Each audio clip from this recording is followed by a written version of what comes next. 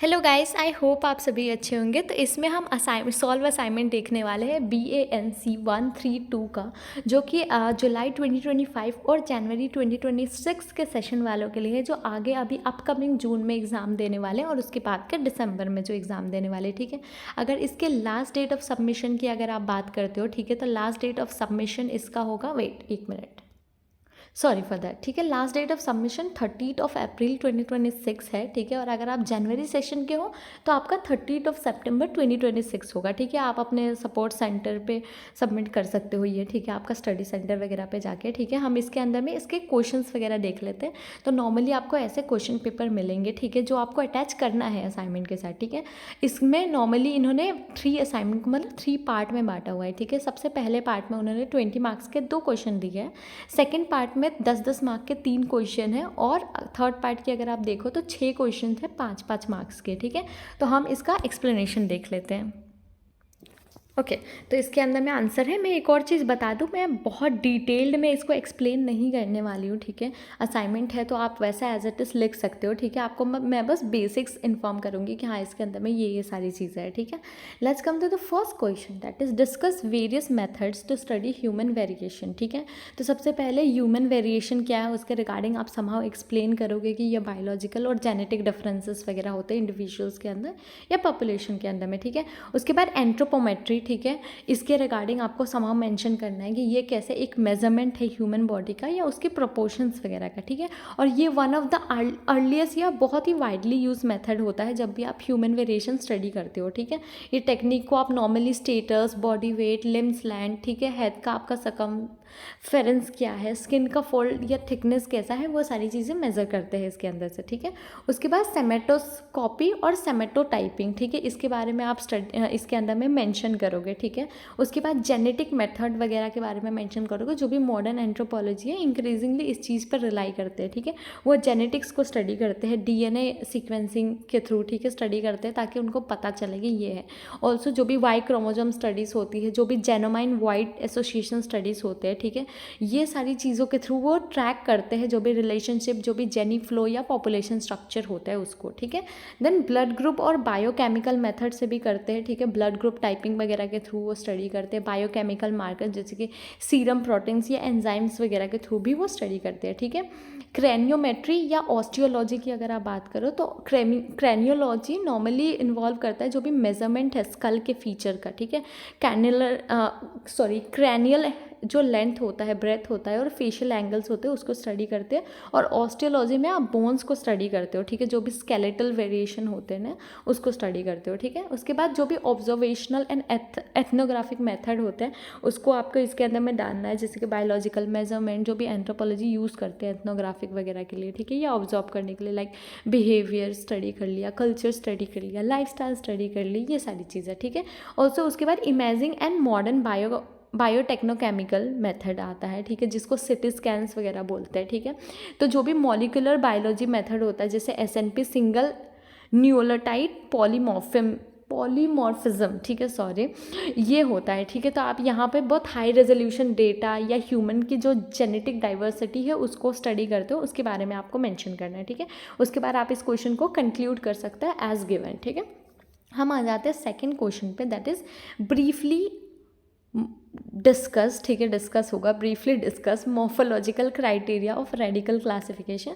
तो जो भी मॉर्फोलॉजिकल क्राइटेरिया है उसको आपको समहाउ मेंशन करना है, उसको एक्सप्लेन करना है, ठीक है। उसके बाद उसका डिफरेंट जो वर्जन है, ठीक है, उसको आपको बताना है। जैसे स्किन कलर के बेसिस पे होता है, ठीक है, तो स्किन कलर वहाँ पे चेक होता है, स्किन कलर के बेसिस पे चेक किया जाता है कि लाइट स्किन है, डार्क स्किन है, येलोविश स्किन है या रेडिश स्किन है, जो भी स्किन है, ठीक है। उसके बाद हेयर फॉर्म और कलर के बेसिस पे भी करते हैं कि हेयर का टेक्सचर क्या है, शेप क्या है, उसकी डेंसिटी क्या होती थी, इसके कलर क्या होते थे, ठीक है, उसके बेसिस पे वो डिफरेंशिएट करते हैं, ठीक है। देन क्रैनियल और फेशियल फीचर्स के बेसिस पे भी करते थे, ठीक है, जैसे कि नेजल का जो नोज़ होता है आपका, ठीक है, उसका शेप क्या है। यूरोपियन में अगर आप देखो तो नैरो होता था, ठीक है, अफ्रीकन में थोड़े ब्रॉड होते थे, ठीक है, और मीडियम नोसेस एशियंस में पाए जाते हैं, वी आर ऑलवेज मीडियम, ठीक है। उसके बाद फेशियल प्रोफाइल वगैरह स्ट्रेट है, कॉन्वेक्स है, कॉनकेव है, ये सारी चीज़ें आती है। स्कल का इंडेक्स वगैरह भी चेक किया जाता है कि जो रेशियो है स्कल के ब्रेथ या लेंथ का, ठीक है, उसको चेक करते हैं। उसके बाद बॉडी प्रोपोर्शंस वगैरह को भी चेक करते हैं कि जो भी स्टैट्यूर्ड है, लिम्ब का क्या लेंथ है, ठीक है, ट्रंक टू लिम्ब तक का रेशियो क्या है, ये सारी चीज़ें भी स्टडी करते हैं, ठीक है। उसके बाद आई और हेयर कलर के बेसिस पे करते हैं कि आँख का कलर क्या है, ब्लू है, ग्रीन है, ब्राउन है, ब्लैक है, ये, ठीक है। और इसके बेसिस पे भी आई के शेप के बेसिस पे भी चेक करते हैं, ठीक है, कि आई का शेप क्या है, ठीक है। अभी भी आप देखते हो ना बहुत सारे लोगों के, कुछ लोगों के छोटे आँख होते हैं, कुछ लोगों के बड़े होते हैं, कुछ लोगों के मीडियम होते हैं, वैसे, ठीक है। उसके बाद डेंटिनेशन, ठीक है, जो भी टीथ का कैरेक्टरिस्टिक है उसके बेसिस पे, लाइक उसका शेप, उसका साइज़ और उसका अरेंजमेंट क्या है, उसके बेसिस पे भी स्टडी करते हैं, ठीक है। और जो भी अदर मॉर्फोलॉजिकल फीचर्स है, ठीक है, उसके बारे में, लाइक स्किन का टेक्सचर क्या होगा, हेयर का डिस्ट्रीब्यूशन कैसे है, फिंगर्स या पाम का जो रिच का पैटर्न है, ठीक है, वो कैसा है, इसके बारे में भी स्टडी होती है, ठीक है। उसके बाद आप इसको कंक्लूड कर सकते हो ये सारे पॉइंट्स डालने के बाद, ठीक है। Third question is elaborate on human genetics. तो ह्यूमन जेनेटिक्स एक ब्रांच है बायोलॉजी या एंथ्रोपोलॉजी का, जो स्टडी करता है inheritance of traits and genetic variation, ठीक है। इसके अंदर में कैसे जीन्स वगैरह या क्रोमोसोम्स वगैरह ट्रांसमिट होते हैं एक जनरेशन से दूसरे जनरेशन में, और कैसे वो कोई भी फिजिकल, साइकोलॉजिकल या बिहेवियरल कैरेक्टरिस्टिक को इन्फ्लुएंस करती है, ये सारी चीज़ें आएंगी, ठीक है। तो जैसे दिया हुआ है आप उसको एज इट इज़ कॉपी कर सकते हो, एज इट इज़ लिख सकते हो, आप उसको एक्सप्लेन कर सकते हो, ठीक है। नॉर्मली इसमें ह्यूमन जेनेटिक्स के कैसे मल्टीपल एप्लीकेशंस है उसके बारे में स्टडी करोगे, कैसे ये अलग अलग एथिकल कंसीडरेशंस के थ्रू इसको देखा जाता है, कैसे एंथ्रोपोलॉजी स्टडी करते हैं, ठीक है।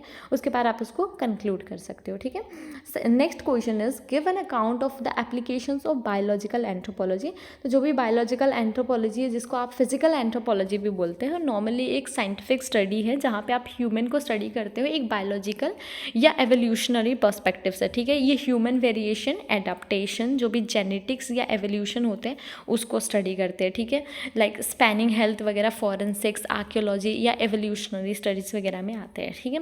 और भी कुछ इंपॉर्टेंट चीज़ें आती है इसके अंदर में, जैसे कि आप स्केलेटल मॉर्फोलॉजी की बात करो, कंपैरेटिव एनाटॉमी की बात करो, बायोलॉजिकल एंथ्रोपोलॉजीज की बात करो, ये सारे स्टडी करता है जो भी इवोल्यूशनरी हिस्ट्री होता है ह्यूमंस का, ठीक है, उसके regarding.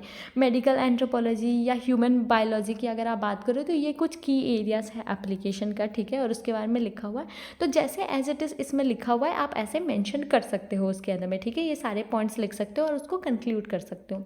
Next is compare the anatomical features of man and Apis, ठीक है।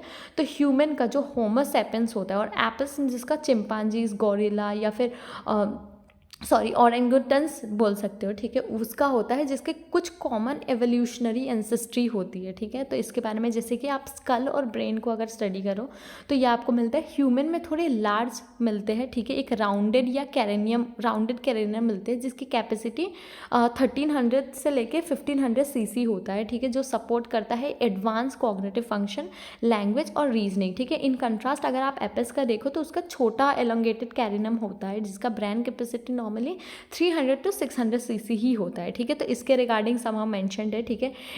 डेंटिटेशन के बेसिस पे जो डिफरेंशिएशन, जैसे ह्यूमन टीथ स्मॉलर होते हैं हमेशा, ठीक है, और जो कैनाइंस होते हैं ना और पैराबॉलिक डेंटल एजेस होते हैं वो हमेशा कम होते हैं, ठीक है, हमारे में। एपिस का अगर आप देखो तो उनके लार्जर कैनाइंस होते हैं और यू शेप डेंटल आर्चेस होते हैं, ठीक है, normally.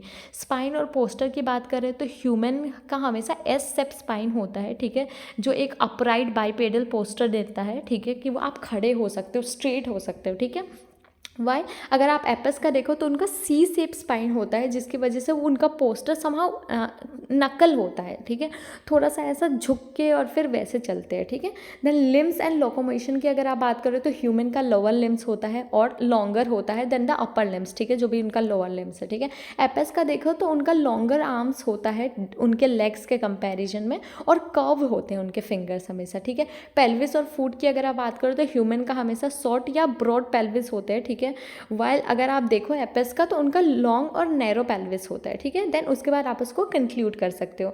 Next question is anthropometry, ठीक है, तो इसके बारे में ये नॉर्मली एक साइंटिफिक स्टडी है about the measurement and proportion of human body, ठीक है। तो इसके रिगार्डिंग आप लिख सकते हो, ठीक है। ये मेजरमेंट किस बेसिस पे होते हैं, कैसे एंथ्रोपोलॉजिस्ट जो होते हैं उसको स्टडी करते हैं, उसके रिगार्डिंग आप थोड़ा बहुत इसके अंदर में मेंशन करोगे, ठीक है। और कैसे ये बहुत इंपॉर्टेंट रोल प्ले करता है स्टडी करने में, जो भी क्लोथिंग का डिज़ाइन है, जो भी फॉरेंसिक आइडेंटिफिकेशन या बायो आर्कियोलॉजी है उसके रिगार्डिंग, ठीक है। Then next is longitudinal method of studying human growth, ठीक है। तो जो भी लॉन्गिट्यूडनल मेथड है, ठीक है, नॉर्मली ये एक रिसर्च अप्रोच होता है जो एंथ्रोपोलॉजी में यूज़ किया जाता है और ह्यूमन बायोलॉजी में भी, ताकि आप किसी भी ओवर टाइम लोगों का ग्रोथ या डेवलपमेंट कैसे होता है उसको स्टडी कर सकते हो, ठीक है।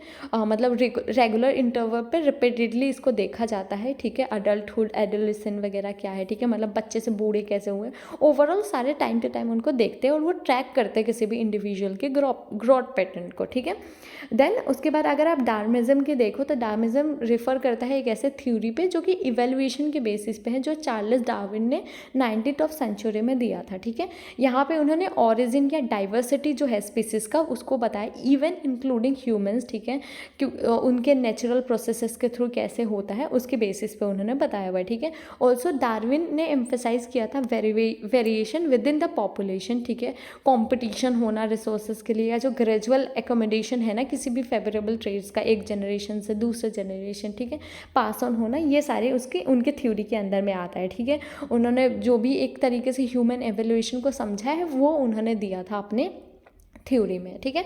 Next question is parallelism and convergence, ठीक है। तो बायोलॉजिकल एंथ्रोपोलॉजी में या फिर एवोल्यूशनरी बायोलॉजी में आप देखो तो पैरेललिज्म और कन्वर्जेंस ये डिस्क्राइब करता है किसी भी एवोल्यूशनरी सिमिलैरिटी के पैटर्न को जो भी स्पीसीज के बीच में होते हैं, ठीक है। तो पहले आप पैरेललिज्म को थोड़ा बहुत एक्सप्लेन करोगे, उसके बाद कन्वर्जेंस को थोड़ा बहुत एक्सप्लेन करोगे, उसके बाद आप दोनों के बीच का समहाउ जो भी सिमिलैरिटी रेफरेंसेस हैं वो मेंशन करोगे, ठीक है।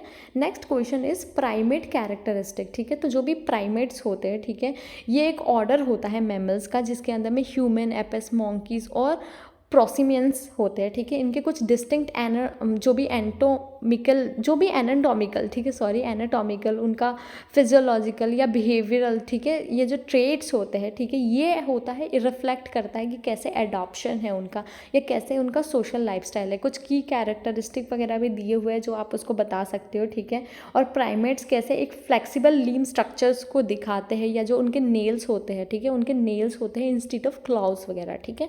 और ये रिड्यूस करते हैं एक सेंस ऑफ स्मेलिंग कम आती है, ठीक है, वैसा होता है। Then next question is molecular anthropology. तो मॉलिक्यूलर एंथ्रोपोलॉजी नॉर्मली देखें तो ये एक सबफील्ड है बायोलॉजिकल एंथ्रोपोलॉजी का, ठीक है, जो स्टडी करता है ह्यूमन की एवोल्यूशन, वेरिएशन और पॉपुलेशन हिस्ट्री को मॉलिक्यूलर डेटा का यूज़ करके या डीएनए या प्रोटीन्स वगैरह का यूज़ करके, ठीक है। इसके अंदर में आप बहुत सारे टेक्निक्स वगैरह देखते हो, जैसे कि डीएनए सीक्वेंसिंग होता है, मिटोकॉन्ड्रियल डीएनए एनालिसिस होता है, वाई क्रोमोसोम स्टडीज़ होता है, प्रोटीन वगैरह का जो भी ट्रेस होता है कि जेनी फ्लो क्या है, एवोल्यूशनरी पैटर्न क्या है, इसके बारे में ओवरऑल आपको मेंशन करना है, ठीक है। अगर आपको ये पीडीएफ चाहिए सॉल्व असाइनमेंट का तो ये आपको पेड मिलेगा, आप ग्रुप में मैसेज कर सकते हो, आप व्हाट्सएप पे भी मैसेज कर सकते हो। क्वेश्चन आपको ऑलरेडी ग्रुप में प्रोवाइडेड है तो आपको टेंशन लेने की ज़रूरत नहीं है, आप वहाँ से डाउनलोड कर सकते हो, ठीक है। ऑल्सो अगर आपको पीडीएफ नहीं परचेज करना है तो आप यूट्यूब पर ये वीडियोज़ के थ्रू भी आप लिख सकते हो, ठीक है। एंड तब तक के लिए बाय, टेक केयर।